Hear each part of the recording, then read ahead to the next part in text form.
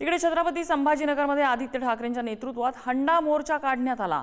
लबाडांनो पाणी द्या असं मोर्चामध्ये ठाकरेंच्या शिवसेनेनं घोषणाबाजी सुद्धा केली आहे।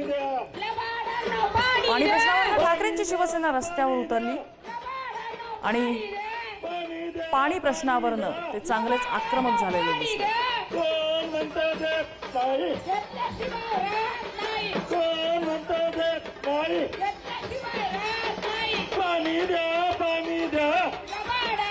छत्रपती संभाजीनगरमध्ये सध्या पाणी प्रश्नांवरती आदित्य ठाकरेंच्या नेतृत्वात महामोर्चा निघालेला आहे। हल्लाबोल महामोर्चाला नाव देण्यात आलेलं आहे आणि आपण पाहतो की आता आदित्य ठाकरे हे देखील यामध्ये सामील झालेला आहे।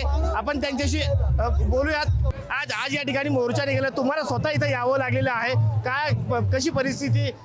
साठी, माझ्या देशासाठी, माझ्या राज्यासाठी, माझ्या या सगळ्या जनतेसाठी कुठेही जावं लागेल तर जाईनच। पण आज आपण पाहतोय गेले काही दिवस अंबादास दानवेजी स्वतः, आमचे सगळे स्थानिक शिवसैनिक असतील, महिला आघाडी असेल, घरोघरी जाऊन ही परिस्थिती जाणून घेत आहेत। काय आंदोलन करणं सोपी गोष्ट असते, कुठेही रस्ता रोको होऊ शकतं, कुठेही भाजप जसं दंगली घडवण्याचं असतं, हे सगळं करू शकतात।